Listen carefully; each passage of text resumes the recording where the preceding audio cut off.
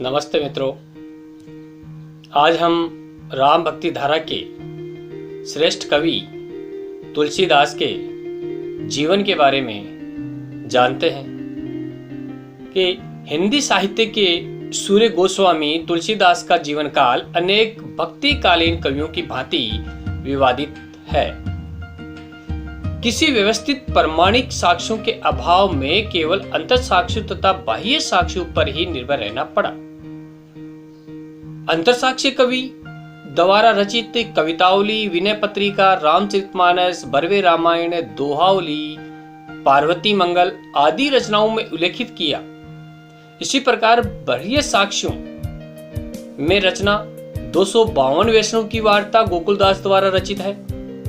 इसी प्रकार प्रियादास रचित भक्तमाल की टीका, बाबा रघुनाथ दास द्वारा तुलसी चरित, नाभादास द्वारा भक्तमाल, बेणी, माधवदास गुसाई चरित आदि उल्लेखित है।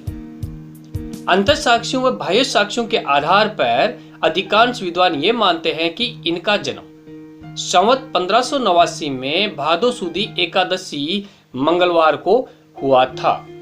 तुलसीदास के जन्म स्थान के संबंध में भी कुछ विद्वान ये मानते हैं कि इनका जन्म राजापुर बांदा में हुआ था।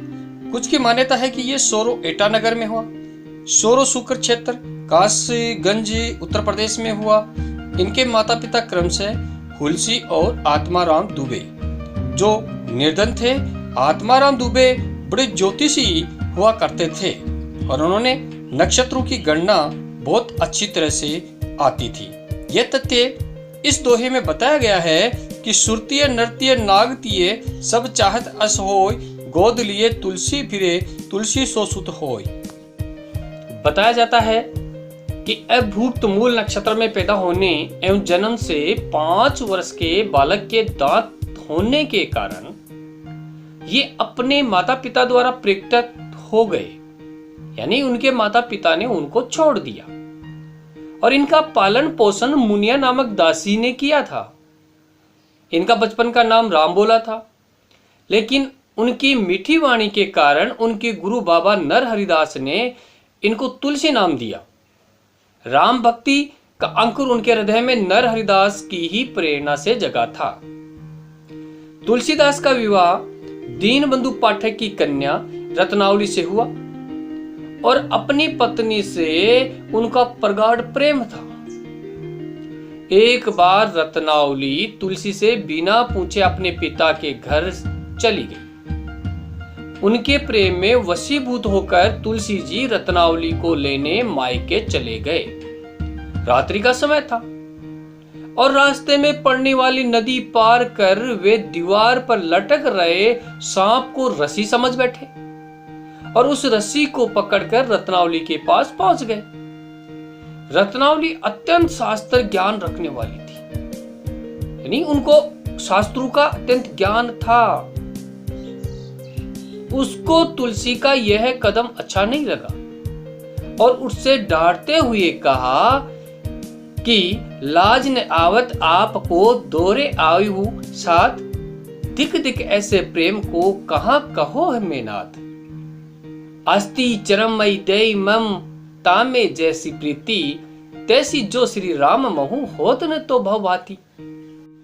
रत्नावली के इस व्यंग्य से मोह ग्रसित तुलसी के ज्ञान चक्षु खुल गए।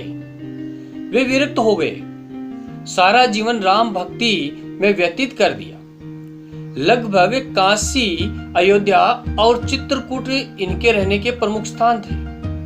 संवत 1631 में अयोध्या में रहकर इन्होंने अमूल्य ग्रंथ रामचरितमानस की रचना की।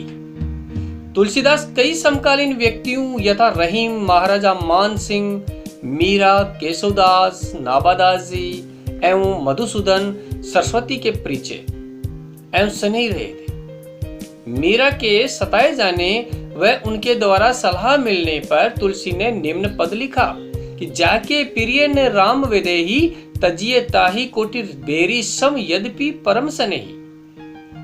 सगुण भक्ति काव्य धारा में भक्त कवि तुलसीदास एकमात्र ऐसे भक्त हैं जो राम के भक्त होते हुए भी कृष्ण भक्त रहे।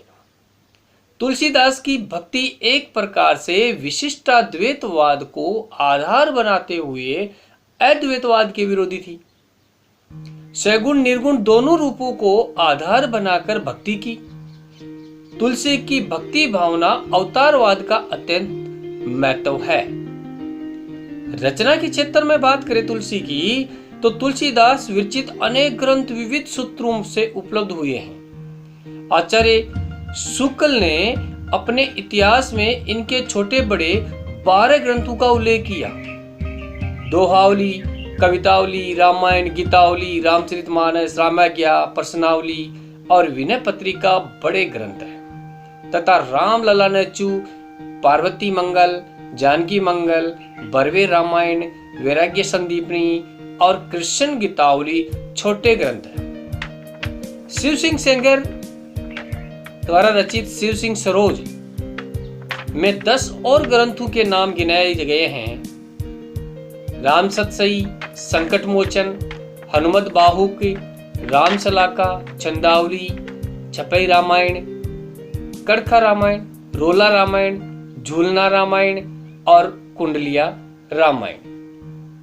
जबकि साहित्यिक रचनाओं की बात करें तो रामचरितमानस, गीतावली, विनय पत्रिका, कृष्ण गीतावली, कवितावली, पार्वती मंगल, बरवे रामायण, रामलला नेचू, जानकी मंगल, वैराग्य संदीपनी, रामाज्ञा प्रसन्न, हनुमान बाहुके आदि रचनाएं रही हैं। तुलसीदास जी का कथन रहा है कि सीय राम मैं सब जग जानी, करूं प्रणाम जोरी जुग पानी।